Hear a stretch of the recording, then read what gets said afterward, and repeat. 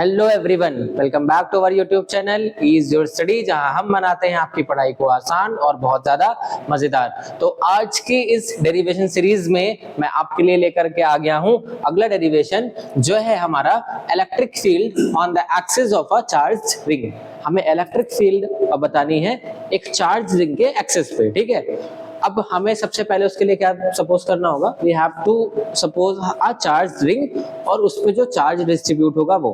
तो बेटा मैं आपको ये भी कहना चाहता हूँ इस डेरिवेशन को स्टार्ट करने से पहले कि अगर आपने अभी तक इलेक्ट्रिक फील्ड के बेसिक कॉन्सेप्ट नहीं पढ़े हैं या चार्ज के बेसिक कॉन्सेप्ट नहीं पढ़े हैं और आप डायरेक्टली इस वीडियो पर आए हैं डेरिवेशन देखने के लिए, तो ये आपको उतना समझ आने वाला नहीं है, आप कितना भी एफर्ट कर लो। डेरिवेशन को समझने के लिए आपके पास पहले कॉन्सेप्ट होने चाहिए उस टॉपिक से रिलेटेड। तो अगर आप इस डेरिवेशन को देखते आए हैं तो सबसे पहले आप जाइए और इलेक्ट्रिक फील्ड वाला वीडियो देख करके आइए। वहां से आप ये समझिए कि एक्चुअली में इलेक्ट्रिक फील्ड होती क्या है, ठीक है। और जो बच्चे वो वीडियो देख चुके हैं या उन्हें पता है कि इलेक्ट्रिक फील्ड क्या होती है, तो अब हम बात करेंगे कि electric field on the axis of a charge ring क्या होगी, ठीक है। तो बेटा सबसे पहले अगर आपको याद हो, मैं बहुत छोटा सा इंट्रो देने वाला हूँ। इंट्रो क्या कह सकते हैं, छोटा सा रिवीजन है, रिकॉल है कि हमारे पास अगर कोई चार्ज होता था, छोटा सा एक टेस्ट चार्ज, ठीक है। अगर हमारे पास एक छोटा सा टेस्ट चार्ज होता था तो उस टेस्ट चार्ज की वजह से एक एक्स डिस्टेंस पे एक पॉइंट P पे जो इलेक्ट्रिक फील्ड क्या होती थी बेटा, टेस्ट चार्ज पॉजिटिव होता है तो जो फील्ड होगी वो अवे फ्रॉम द चार्ज होगी, ठीक है। तो वो क्या होती थी, E is equal to KQ upon x square, ये फील्ड होती थी। ये होती थी बेटा किसकी वजह से, ये होती थी एक टेस्ट चार्ज की वजह से, ठीक है। लेकिन यहाँ पर जो हमारे पास बात करी जा रही है वो बात करी जा रही है पूरी की पूरी चार्ज्ड रिंग की वजह से। मतलब यहाँ पर जो रिंग है वो यूनिफॉर्मली चार्ज है, ठीक है। तो यहाँ पर कोई एक स्मॉल चार्ज या टेस्ट चार्ज नहीं है, यहाँ पर चार्ज क्या है, एक्सटेंडेड चार्ज है, डिस्ट्रीब्यूटेड चार्ज है। चार्ज क्या है, एक्सटेंडेड है, फैला हुआ है। तो चार्ज कहाँ फैला हुआ है, पूरी रिंग पे फैला हुआ है। तो मैं सबसे पहले आपको डायग्राम बना के दिखाता हूँ जो सबसे ज्यादा जरूरी है, सबसे ज्यादा इंपॉर्टेंट है, इसको ठीक से देखिएगा। तो सबसे पहले हम सपोज कर लेते हैं रिंग। रिंग आपने देखा होगा, एक रिंग का शेप ले सकते हैं, ठीक है। आप हाथ में भी एक कड़ा जैसा पहनते हो, वो भी एक रिंग शेप में ही होता है, तो आप उसे सपोज कर लीजिए, ठीक है। तो सपोज हमने एक रिंग ले ली, ठीक है बेटा, इस चीज को बहुत ध्यान से देखिएगा। If we have a ring, और इस रिंग पे क्या है बेटा, इस रिंग पे जो चार्ज Q है, अगर हमने मान लिया कि हमारे पास जो टोटल चार्ज Q है वो टोटल चार्ज Q इस रिंग पे क्या है, डिस्ट्रीब्यूटेड है। वो टोटल चार्ज Q इस रिंग पे क्या है, यूनिफॉर्मली डिस्ट्रीब्यूटेड है, एक्सटेंडेड चार्ज है, फैला हुआ चार्ज है। जो चार्ज इस पूरी रिंग पर क्या है, फैला हुआ है, ठीक है बेटा। और अगर इस रिंग का जो सेंटर है, इस रिंग का जो सेंटर है, उस सेंटर को हम क्या मान लें, O मान लें, ठीक है बेटा। तो बेटा टोटल चार्ज Q है, रिंग का जो सेंटर है वो O है, और ये जो रिंग है, ठीक है, उस रिंग की जो रेडियस है वो बेटा कितनी होगी, R होगी। वो जो रिंग है उस रिंग की रेडियस कितनी होगी, R होगी, ठीक है बेटा। ध्यान से सुनिएगा, जो रिंग है उसकी रेडियस कितनी होगी, R होगी। और सपोज हमें जो इलेक्ट्रिक फील्ड निकालनी है वो कहाँ पे निकालनी है, इसके एक्सिस पे निकालनी है, ठीक है। तो हम मान लेते हैं इस O पॉइंट से, ठीक है, इसके एक्सियल लाइन पे, एक्सियल मतलब उसी के जो रिंग है हमारी, सपोज जो रिंग है, रिंग के एक्सिस पे, ठीक है, एक लाइन है, एक डिस्टेंस है, उस डिस्टेंस पे हमें क्या निकालनी है, इलेक्ट्रिक फील्ड निकालनी है। तो हमने मान लिया कि जो रिंग है उसके सेंटर पॉइंट से उसके एक्सिस पे, ठीक है, अगर हम कुछ डिस्टेंस पे चलें, सपोज ये डिस्टेंस हम x मान लेते हैं, ठीक है। इसको डॉटेड से ना बना करके मैं ऐसे सीधे बना लेता हूँ। इस डिस्टेंस को अगर हम x मान लें और इस पॉइंट को क्या मान लें, p मान लें, पॉइंट को क्या मान ले बेटा, P मान ले, तब हमें क्या पता होना चाहिए, तब हमें पता होना चाहिए कि इस यूनिफॉर्म चार्ज रिंग की वजह से, इस एक्सटेंडेड चार्ज की वजह से इस पॉइंट P पे इलेक्ट्रिक फील्ड कितनी होगी। तो बेटा यहाँ जो चार्ज टोटल Q है ये एक्सटेंडेड चार्ज है, पूरी रिंग पे फैला हुआ है। तो हम अगर हमें, हमारे लिए बहुत आसान होता बताना, अगर ये एक टेस्ट चार्ज होता, एक यूनिट पॉजिटिव चार्ज होता, लेकिन ये टोटल चार्ज है, बड़ा चार्ज, एक्सटेंडेड चार्ज है जो पूरी रिंग पे फैला हुआ है, तो हम इसे उस तरीके से नहीं बता सकते जो इलेक्ट्रिक फील्ड को फॉर्मूला होता था, E is equal to KQ upon R square, ठीक है। तो यहाँ पर हमें क्या करना पड़ेगा, यहाँ पर हमें केस लेट करना पड़ेगा। और वो केस क्या करना पड़ेगा कि सपोज बेटा हम किसी एक चार्ज की बात कर लेते हैं। यहाँ पर जो एक तो चार्ज पूरा एक्सटेंडेड है, तो हमें ये तो पता नहीं कि चार्ज है कितना, टोटल चार्ज कितना है, ठीक है, तो हम उस टोटल चार्ज में से हम ये मान लेते हैं कि हमारे पास एक छोटा सा चार्ज एलिमेंट है, ठीक है, एक छोटा सा एलिमेंट है, ठीक है, एक छोटा सा चार्ज है, सपोज हम इस चार्ज की बात कर लें, ठीक है, तो इस छोटे से चार्ज को, इस चार्ज एलिमेंट को हमने क्या बोल दिया, dq बोल दिया, क्या बोल दिया, dq। आई होप मैं थोड़ा सा कलर चेंज कर लूं आपको क्लियर दिखे। इस चार्ज को हमने क्या मान लिया, dq मान लिया बेटा, ठीक है, ये चार्ज हमारा dq हो गया। और बेटा ये चार्ज जो है इस वाले पॉइंट P से कितने डिस्टेंस पे है, तो आप हम ये चेक कर लेते हैं। ये वाला चार्ज जो है इस पॉइंट P से हमने ये मान लिया कि r डिस्टेंस पे है, और इस स्मॉल चार्ज की वजह से, इस छोटे से dq एलिमेंट की वजह से, dq क्या है, इज अ dq एलिमेंट, मतलब ये एक छोटा सा स्मॉल चार्ज है।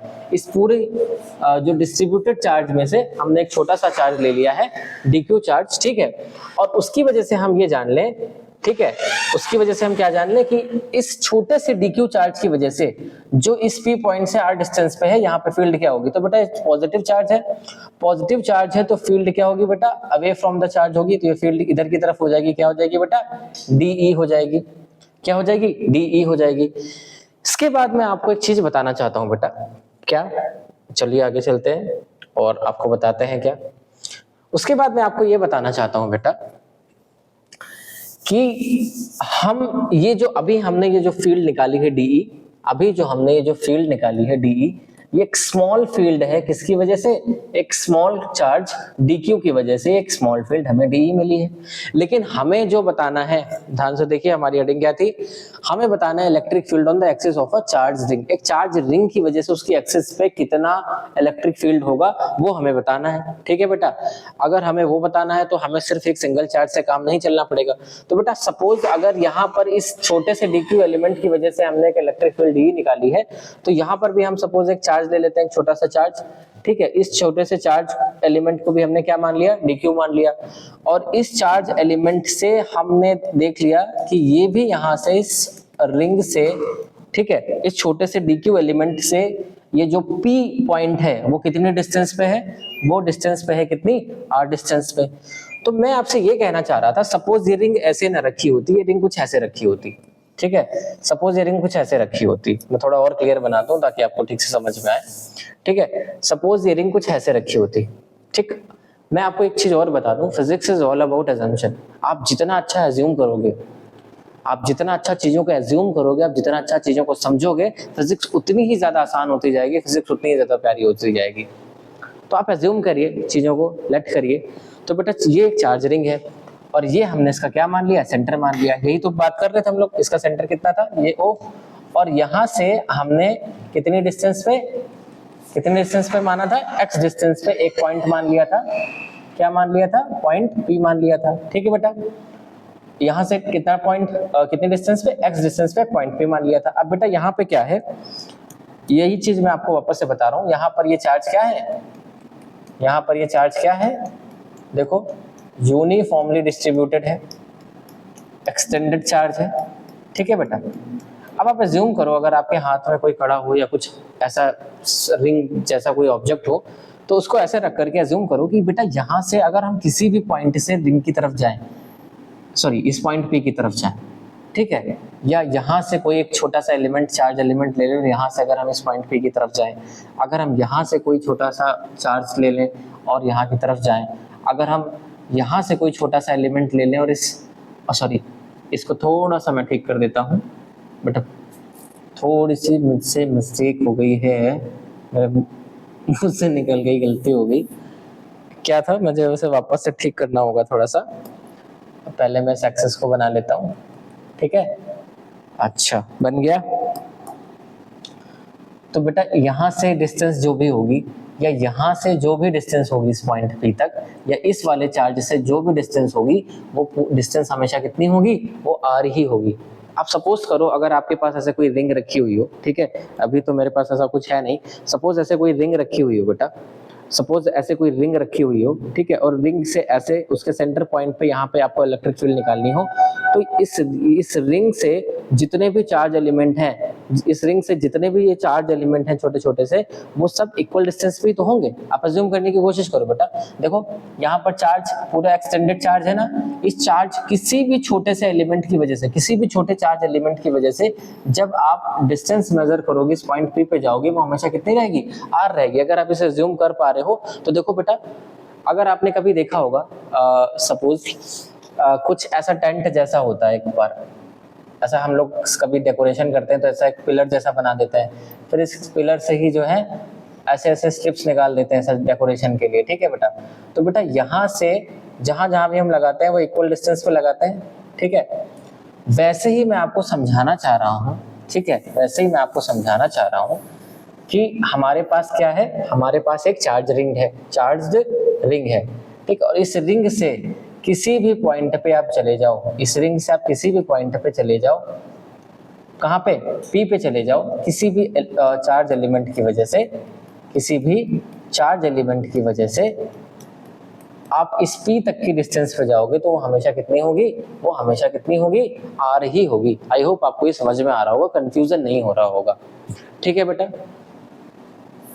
तो अगर आपको ये समझ में आ गया है तो हम वापस से आते हैं अपने डायग्राम पे, ठीक है।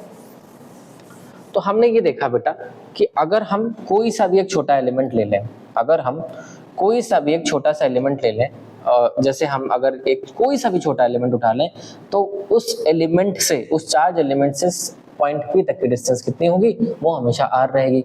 मतलब जो किसी भी स्मॉल एलिमेंट ऑफ चार्ज के लिए, डी क्यू चार्ज के लिए, जो फॉर, मैं लिख दूं यहाँ पर, for each D Q, for each D Q, her D Q के लिए, हर डी क्यू चार्ज के लिए जो आर डिस्टेंस होगी, ठीक है, जो एक्स होगी और जो रेडियस होगी रिंग की, वो कैसी होगी, सेम होगी, मतलब कांस्टेंट होगी, सेम होगी, मतलब क्या होगी, कांस्टेंट होगी, ठीक है बेटा। अब हमें क्या निकालना है, हमें निकालना होगा जो इलेक्ट्रिक फील्ड आई है ना, इस इलेक्ट्रिक फील्ड के कंपोनेंट निकालने होंगे। क्या निकालने होंगे, कंपोनेंट निकालने होंगे। तो बेटा ये आपका हो जाएगा हॉरिजॉन्टल कंपोनेंट और ये क्या हो जाएगा, वर्टिकल कंपोनेंट, ठीक बच्चा। अगर आप इस एंगल को थीटा मान लो तो ये एंगल भी कितना होगा, थीटा होगा। मेरे भाइयों वाले बच्चों के लिए ऐसा थोड़ा सा मुश्किल हो रहा होगा कि सर ये थीटा कहाँ से कैसा आ गया, बेटा ये बहुत बेसिक सी मैथ है, क्लास 10th की मैथ से आपने पढ़ रखी होगी, ठीक है। थोड़ा सा अंडरस्टैंड करने की कोशिश करिएगा, बहुत सिंपल से रूल है हमारे, ठीक। तो ये एंगल थीटा, ये एंगल भी थीटा हो गया। तो बेटा अगर हम इस डीई इलेक्ट्रिक फील्ड का कंपोनेंट निकालें तो बेटा इसका जो हॉरिजॉन्टल कंपोनेंट होगा वो हो जाएगा डीई कॉस थीटा। क्या हो जाएगा, डीई कॉस थीटा, इस वाले का। और जो बेटा वर्टिकल कंपोनेंट होगा वो क्या हो जाएगा, डीई साइन थीटा, ठीक है बेटा। सॉरी ये ऊपर की तरफ होगा, कहाँ की तरफ होगा बेटा, ये होगा ऊपर की तरफ। जो इसका वर्टिकल कंपोनेंट होगा वो कहाँ की तरफ होगा, ऊपर की तरफ होगा, ठीक बेटा। जो थीटा की तरफ होता है वो कॉस थीटा और जो थीटा से दूर होता है वो क्या होता है, साइन थीटा होता है। तो ये हमारा क्या हो जाएगा, डी साइन थीटा हो जाएगा। ये तो बेटा इस छोटे वाले चार्ज एलिमेंट की वजह से हो गया। अब अगर हम इस छोटे से चार्ज एलिमेंट की वजह से निकालें, ये जो डिस्टेंस आर है, तो बेटा इसका जो कंपोनेंट जाएगा, मैं यहाँ बना के दिखा रहा हूँ, कंफ्यूज मत होइएगा, इसका जो कंपोनेंट जाएगा वो डी जाएगा, ठीक बेटा। अगर ये एंगल थीटा है तो ये भी कितना होगा, थीटा होगा। तो इस डी का अगर हम कंपोनेंट निकालेंगे हॉरिजॉन्टल तो वो डी कॉस थीटा होगा, इसी डायरेक्शन में होगा। और जो बेटा इसका वर्टिकल कंपोनेंट होगा वो थीटा से दूर होगा, वो कितना हो जाएगा, वो हो जाएगा डी साइन थीटा। कितना हो जाएगा, डी साइन थीटा। अगर आपको रेड कलर समझ नहीं आ रहा तो प्लीज, मेरी आवाज तो सुन रहे होगे आप, ध्यान से समझिएगा, मैं कलर इस वजह से चेंज कर रहा हूँ ताकि आपको दिखाई दे। तो बेटा देखो जो d sine d cos theta वाला टर्म है वो एक ही डायरेक्शन में है तो वो ऐड हो जाएगा, और जो डी साइन थीटा वाला है वो दोनों कैसे हैं, अपोजिट हैं।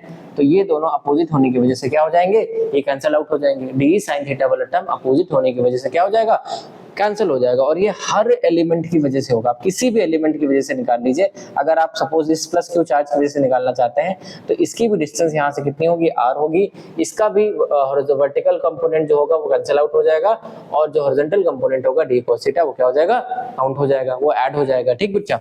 और एक बात, जो इलेक्ट्रिक फील्ड की डायरेक्शन होगी, जो डी कॉस थीटा की डायरेक्शन होगी वो अवे फ्रॉम द चार्ज होगी। क्यों, क्योंकि चार्ज कैसा है, पॉजिटिव है। चार्ज कैसा है, पॉजिटिव है। ठीक बेटा, तो हम किसी भी स्मॉल dq चार्ज एलिमेंट के लिए r, x और r की वैल्यू क्या रहेगी, कांस्टेंट रहेगी, और जो बेटा थीटा की वैल्यू रहेगी वो भी हर चार्ज एलिमेंट के लिए कैसी रहेगी, कांस्टेंट रहेगी। वो भी हर चार्ज एलिमेंट के लिए कैसी रहेगी, कांस्टेंट रहेगी। इतना समझ में आता है आपको? अगर इतना समझ में आता है तो प्लीज आप इसका स्क्रीनशॉट ले लीजिए, या पहले मैं थोड़ा सा यहाँ पे कर लूँ ताकि आपको समझ में भी आए। ठीक बच्चा, अब हमें क्या निकालनी है, इस छोटे से चार्ज की वजह से जो इलेक्ट्रिक फील्ड आएगी वो हमारी कितनी आएगी, DE इज इक्वल टू बेटा कितनी आ जाएगी, बेटा DQ जो होगा इस समय, DQ हमारे लिए किसकी तरह काम करेगा, एक टेस्ट चार्ज की तरह काम करेगा। ये जो DQ छोटा सा चार्ज एलिमेंट है किसकी तरह काम करेगा, हमारे लिए टेस्ट चार्ज की तरह काम करेगा ना। तो इसकी वजह से बच्चा जो फील्ड आएगी वो कितनी आएगी, D इज इक्वल टू क्या आ जाएगी, K DQ अपॉन में बेटा कितना आ जाएगा, R square, K DQ upon में R स्क्वायर, ये वाली डिस्टेंस। ठीक है, ये बेटा आया कहाँ से, ये यहाँ से आया है। Electric field is equal to क्या होती थी, K Q upon R square होती थी ना बेटे, किसी भी पॉइंट चार्ज की वजह से। तो इस समय जो DQ है हमारा छोटा सा टेस्ट चार्ज की तरह बिहेव कर रहा है, इसलिए D कितनी हो जाएगी, K DQ upon R square. ठीक है, अब बच्चा हमें क्या करना है, अब हमें निकालनी है नेट इलेक्ट्रिक फील्ड। हमें क्या निकालनी है, net electric field. Net electric field के लिए हम इसे क्या कर देंगे, इंटीग्रेट कर देंगे। नेट इलेक्ट्रिक फील्ड के लिए हम इसे क्या कर देंगे, इंटीग्रेट कर देंगे। तो जब हम इसे इंटीग्रेट करेंगे तो जो हमारी net electric field is equal to आ जाएगी क्या बेटा, जब आप इसे इंटीग्रेट करोगे तो जो हमारा DE को जब आप इंटीग्रेट करोगे बेटा, कुछ मिस्टेक हो रही है क्या, हाँ, जब आप नेट इलेक्ट्रिक फील्ड निकालोगे, सॉरी हाँ थोड़ी सी मिस्टेक है, जब आप नेट इलेक्ट्रिक फील्ड निकालोगे तो जो आप इंटीग्रेट करोगे वो किसे इंटीग्रेट करोगे, DE cos थीटा को इंटीग्रेट करोगे। किसे इंटीग्रेट करोगे, DE cos थीटा को, क्योंकि देखिए आप यहाँ पर जो वर्टिकल कंपोनेंट थे वो कैंसिल आउट हो गए थे और जो हॉरिजॉन्टल कंपोनेंट था वो ऐड हो रहा था। तो अगर हम इसका इंटीग्रल निकाल लें तो हमारा क्या निकल जाएगा, हमारा नेट इलेक्ट्रिक फील्ड निकल जाएगा। क्या निकल आएगा, नेट इलेक्ट्रिक फील्ड निकल आएगी बेटा। ठीक है, नेट इलेक्ट्रिक फील्ड निकल आएगी। तो बेटा डी की जगह पे हम क्या लिख सकते हैं, ठीक है, डी की जगह पे क्या लिख सकते हैं, देखो मैंने यहाँ पे कहीं बताया था, अगर नहीं बताया तो मैं वापस से यहाँ बता दूं। डी क्या हो जाएगा, के डी क्यू अपॉन में आर स्क्वायर, के डी क्यू अपॉन में आर स्क्वायर। तो क्या हो जाएगा इसकी जगह पे, के डी क्यू अपॉन में आर स्क्वायर और क्या हो जाएगा कॉस थीटा। तो बेटा जितने भी कांस्टेंट टर्म है वो इंटीग्रेशन से बाहर आ जाएंगे। के कांस्टेंट है, ठीक है, आर स्क्वायर भी क्या है कांस्टेंट है, कॉस थीटा भी क्या है कांस्टेंट है। तो अंदर क्या बचेगा, अंदर बचेगा सिर्फ डी क्यू। और जब बेटा डी क्यू इंटीग्रेट होगा तो जो डी क्यू का इंटीग्रेशन आ जाएगा वो हमारा टोटल चार्ज आ जाएगा। तो जो नेट इलेक्ट्रिक फील्ड हो जाएगी वो बेटा कितनी हो जाएगी, के क्यू कॉस थीटा अपॉन में आर स्क्वायर, के क्यू कॉस थीटा अपॉन में आर स्क्वायर। अब बच्चा हमें क्या निकालनी है, अब हमें कॉस थीटा की वैल्यू निकालनी होगी। तो कॉस थीटा की वैल्यू क्या होती है, ठीक है, कॉस थीटा की वैल्यू बेटा क्या होती है, बेस अपॉन परपेंडिकुलर। तो बेटा बेस क्या है, देखिए ये है आपका बेस, ये है बेस, बेस कितना हो जाएगा x और अपॉन में परपेंडिकुलर आपका कितना हो जाएगा, सॉरी बेस अपॉन हाइपोटेनस होता है, कॉस थीटा जो होता है बेस अपॉन हाइपोटेनस होता है। तो कितना हो जाएगा x अपॉन r। तो कॉस थीटा की जो वैल्यू आ गई वो कितनी आ गई, x बाई r। तो यहाँ पर हम कॉस थीटा की वैल्यू रख देंगे तो इज इक्वल टू क्या आ जाएगा, के क्यू अपॉन में आर स्क्वायर और कॉस थीटा की वैल्यू हमने क्या रख दी, x अपॉन में r। ठीक है, इतना समझ में आता है आपको, इतना समझ में आता है। तो इसका आगे का हम यहाँ पे करते हैं। बेटा इस डायग्राम का आप एक स्क्रीनशॉट ले लीजिए, ठीक है, और इसके आगे का हम यहाँ पे करते हैं। ठीक है, जल्दी से आपको बताते हैं और एक एक पॉइंट को डिस्कस करते हैं ताकि आपके लिए कुछ भी मुश्किल ना रह जाए, टफ ना रह जाए। ठीक है बेटा, क्योंकि हम बनाते हैं आपकी पढ़ाई को आसान, study becomes easy with is your study. तो बेटा ई की वैल्यू क्या आ गई हमारे पास, ई की वैल्यू आ गई हमारे पास के क्यू अपॉन में आर स्क्वायर और कॉस थीटा की जगह पे हमने क्या लिखा था बच्चा, एक्स अपॉन में आर लिखा था। तो ये हमारा क्या हो जाएगा, ये हो जाएगा के क्यू एक्स अपॉन में आर क्यूब। ये आ गया बेटा हमारा, क्या आ गया, के क्यू एक्स अपॉन में आर क्यूब। ठीक है, तो ये आपकी नेट इलेक्ट्रिक फील्ड आ गई, क्या आ गई, नेट इलेक्ट्रिक फील्ड आ गई। ठीक बेटा, अब हमें क्या करना है, जो पीछे मैंने अभी डायग्राम हटाया था आपके पास बना हुआ था बेटा, मैं वापस से थोड़ा सा यहाँ पे बना देता हूँ ताकि आपको क्लियर रहे। बेटा ये चार्ज रिंग थी, यहाँ पर क्या था, यहाँ पर बेटा चार्ज डिस्ट्रीब्यूट था, यहाँ पर क्या डिस्ट्रीब्यूट था, चार्ज डिस्ट्रीब्यूट था, ठीक। ये इसका सेंटर था, ये रेडियस r थी, यहाँ से x डिस्टेंस पे एक पॉइंट P था, और एक छोटे से एलिमेंट की वजह से यहाँ पर जो फील्ड आई थी वो DE आई थी। इसके हमने दो कंपोनेंट निकाले थे, एक था हमारा क्या बेटा DE cos थीटा, और एक क्या था हमारा DE sin थीटा जो वर्टिकल कंपोनेंट था। फिर अगर दूसरे चार्ज की वजह से निकालते थे बेटा तो DE cos theta same direction में जाता, मतलब जो हमारा हॉरिजॉन्टल कंपोनेंट था और वर्टिकल कंपोनेंट क्या हो जाता है, कैंसिल आउट हो जाते हैं, ठीक बेटा। ये डिस्टेंस x थी, ये r थी, और ये क्या थी, स्मॉल r थी बेटा। तो बेटा अगर हम यहाँ से स्मॉल r देखें तो स्मॉल r हमारा क्या है, हाइपोटेनस है। स्मॉल r क्या है, हाइपोटेनस है, और हाइपोटेनस का स्क्वायर इज इक्वल टू होता है बेस का स्क्वायर प्लस परपेंडिकुलर का स्क्वायर। तो यहाँ से हम ये लिख सकते हैं कि r square is equal to x square plus r square, ये लिख सकते हैं ना हमारा। ये r जो है, ये जो रेडियस होगी हमारी, ये जो रेडियस होगी ये परपेंडिकुलर का काम करेगी, और ये जो r है हाइपोटेनस का, और ये जो x है वो किसका काम करेगा, बेस का। तो बेटा यहाँ से अगर हम r की वैल्यू निकालें तो बेटा r अगर यहाँ से स्क्वायर हटेगा तो यहाँ पे रूट आ जाता है, लेकिन अगर हम रूट ना लगाएं तो रूट की जगह पर हम पावर 1/2 भी लिख सकते हैं। हम पावर कितनी लिख सकते हैं, 1/2। और ये r की वैल्यू अगर हम यहाँ पे रखें तो नेट इलेक्ट्रिक फील्ड हमारा और क्या आ जाएगा, KQ x अपॉन r की जगह पे बेटा जब हम ये रखेंगे तो क्या रखेंगे, x square plus r square की पावर 3 भी है और पावर 2 भी है, तो ये पावर टोटल कितनी हो जाएगी, 3/2 हो जाएगी। ये आपकी क्या आ गई, नेट इलेक्ट्रिक फील्ड आ गई, ठीक है। एक ये फॉर्मूला भी होता है बेटा, एक ये फॉर्मूला भी बनेगा, KQ x upon x square plus r square की पावर 3/2, ठीक है बेटा। इतना समझ में आता है। अगर इतना समझ में आपको आता है, ठीक है, तो यहाँ पर इसके बाद मैं दो छोटे छोटे से केस आपको बता देता हूँ। सबसे पहले केस नंबर 1, केस नंबर 1 बेटा कि जो बेटा ये जो x डिस्टेंस थी, मतलब जो सेंटर से x डिस्टेंस पे पॉइंट P था जहां पे हमें इलेक्ट्रिक फील्ड बतानी थी चार्ज रिंग की वजह से, तो अगर ये x डिस्टेंस इस O के बराबर आ जाए, सेंटर के बराबर आ जाए, मतलब ये जो पॉइंट P है ये उठ के कहाँ पे आ जाए, सेंटर पे आ जाए। तो अगर ये पॉइंट P सेंटर पे आ जाएगा तो अगर ऐसा होगा तो जो इलेक्ट्रिक फील्ड की वैल्यू आ जाएगी, जो नेट इलेक्ट्रिक फील्ड होगी वो क्या होगी, 0 होगी, क्योंकि किसी भी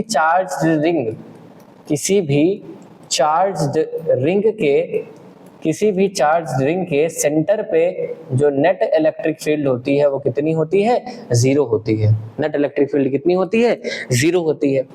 और इसके बाद बेटा एक केस मैं आपको और बताना चाहता हूँ, केस नंबर 2। केस नंबर 2 बेटा ये है कि जब ये जो रिंग है, रिंग की रेडियस बेटा कितनी है, रिंग की रेडियस बेटा कितनी है, r, और यहाँ से x डिस्टेंस पे एक पॉइंट P था, यहाँ से x डिस्टेंस पे क्या था, एक पॉइंट P था। तो बेटा अगर ये पॉइंट P काफी दूर हो, मतलब ये x डिस्टेंस काफी ज्यादा हो, मतलब x is very very greater than radius, तो बेटा जब x r से बहुत ज्यादा बड़ा होगा, सपोज यहाँ पर रिंग यहाँ पे रखी हुई है, सपोज रिंग यहाँ पे रखी हुई है और चार्ज वहाँ बिल्कुल लास्ट पे है बोर्ड के कॉर्नर पे, तो बेटा इस छोटी सी रिंग की रेडियस इस डिस्टेंस x के कंपैरिजन में क्या होगी, बहुत कम होगी। इसके कंपैरिजन में क्या होगी, बहुत कम होगी, मतलब x बहुत बड़ा होगा और r क्या होगा, छोटा होगा। तो x square plus r square, ये जो यहाँ पर था x square plus r square, ये नियरली इक्वल हो जाएगा किसके, x स्क्वायर के, क्योंकि हम r को क्या कर देंगे, नेग्लेक्ट कर देंगे, क्योंकि x के कंपैरिजन में r की वैल्यू बहुत छोटी है। x के कंपैरिजन में r की वैल्यू बहुत छोटी है, इसलिए हम r स्क्वायर को नेग्लेक्ट कर देंगे। तो ये जो टर्म है हमारा x square plus r square, ये किसके नियरली इक्वल हो जाएगा, x स्क्वायर के, ठीक। तो यहाँ पर अगर हम ये वैल्यू रख दें तो कितनी हो जाएगी बेटा, E is equal to KQ x, और x square plus r square की जगह पे हम क्या रख देंगे, x स्क्वायर की पावर कितनी हो जाएगी, 3/2, बेटा इस 2 से स्क्वायर कट हो जाएगा, तो इलेक्ट्रिक फील्ड आ जाएगी आपकी कितनी, KQ x upon x cube, और बेटा एक x से ये वाला x कट जाएगा, तो आपकी जो नेट इलेक्ट्रिक फील्ड आ जाएगी वो कितनी आ जाएगी, KQ अपॉन में x स्क्वायर, KQ अपॉन में x स्क्वायर। और बेटा ये किसके लिए होगी, ये तब होगी जब x is very very greater than r। ये जो डिस्टेंस है x जहाँ पे पॉइंट P रखा है वो इस रेडियस r के कंपैरिजन में बहुत बड़ा है, बहुत बड़ा है, ठीक है।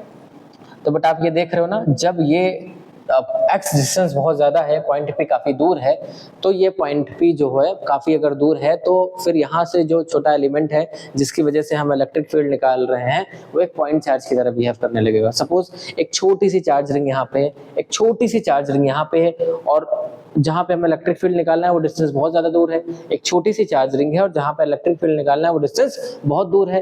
तो इस चार्ज रिंग, ये जो चार्ज रिंग है वो इतनी ज्यादा डिस्टेंस की वजह से एक पॉइंट चार्ज की तरह बिहेव करेगी, ज्यादा डिस्टेंस की वजह से ये पूरी चार्जिंग एक पॉइंट चार्ज की तरह बिहेव करेगी और यही फॉर्मूला डायरेक्ट आ जाएगा E is equal to kq/x²। E is equal to kq/x², जो फॉर्मूला होता था किसकी वजह से, electric field due to a point charge, electric field due to a point charge. ठीक है बेटा, तो ये आपका डेरिवेशन हो गया आज का, ये हमारी डेरिवेशन सीरीज का आज दूसरा पार्ट था।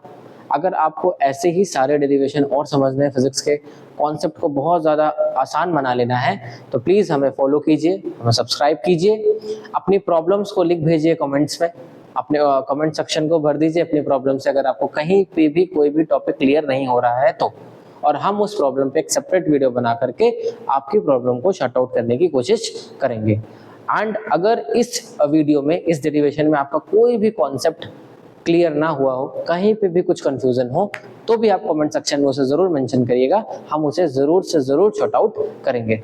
तब तक के लिए पढ़ाई करते रहिए एंड ईज योर स्टडी को फॉलो करते रहिए। Thank you so much.